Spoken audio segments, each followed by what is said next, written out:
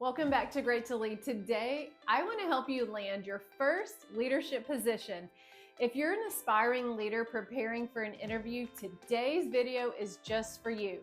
I'm sharing my top 5 interview tips to help you stand out, so let's dive in. Tip 1 is to know your why.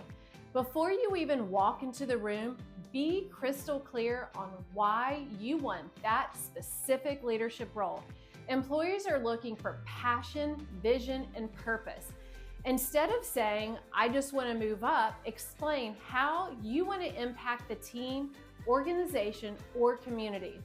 A strong why makes you memorable.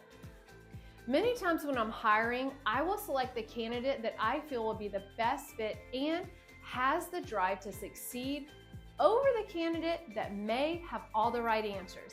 Of course, knowing how to do the job is key, but for me, I will always pick the person who shows a true desire to grow and learn over the one who seems to already know everything.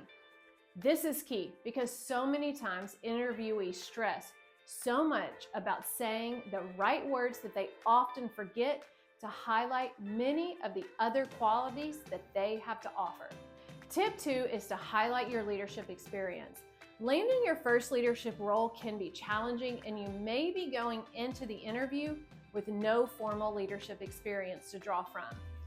Even if you're not in a formal leadership position yet, you have leadership experience. Have you mentored colleagues, led a project, handled a tough situation, given a presentation? Share real examples that showcase your ability to inspire, problem solve, and drive results. The leadership experience does not have to be directly related to the job you're interviewing for. Leadership is skill-based, and a good leader can apply their skills to any leadership role. Whatever you do, don't indulge the truth about your experiences. Having interviewed hundreds of candidates over the years, I can tell you with full certainty that we can see straight through overconfident interviewees. Honestly, when I feel someone is not being authentic, it immediately makes me not want to hire the person. Tip 3 is to master the tough questions. Of course, you need to expect specific questions about the job responsibilities as it relates to your field, but also expect challenging questions like this. If you had to make a major change in the organization, how would you get buy-in from employees who resist change? Another question might be, how do you handle a high-performing but toxic team member? You may also hear, give an example of a decision you made that went wrong. How did you handle it? You may also be asked some version of this question. If we gave you this role today, what would be your first 90-day plan?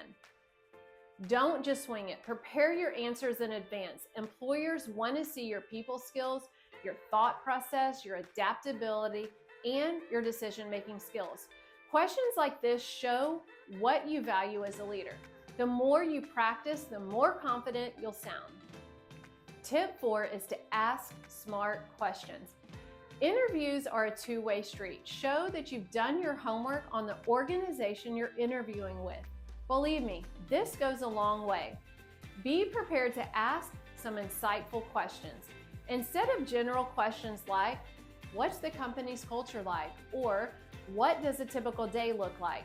Ask thoughtful questions that show that you're engaged, that you're prepared, and that you're serious about the role. Here are a few examples. What are some qualities of the most successful leaders in this organization? Or, what's one thing the last person in this role did exceptionally well? Another option is, what do employees love most about working here? Tip 5 is to leave a lasting impression. Your closing statement is your final chance to shine. Summarize why you're the best fit. Express your enthusiasm and end with gratitude. Say something like, I'm truly excited about this opportunity. My experience in X and my passion in Y align perfectly with your goals. Thank you for your time. I'd love to be part of your team. That confidence can set you apart. So there you have it. 5 key tips to help you nail your leadership interview. I want to end with this. My biggest piece of advice is a general statement. Always remember to be your authentic self. If you don't land the job, remember that sometimes you may not be the right fit for that specific role.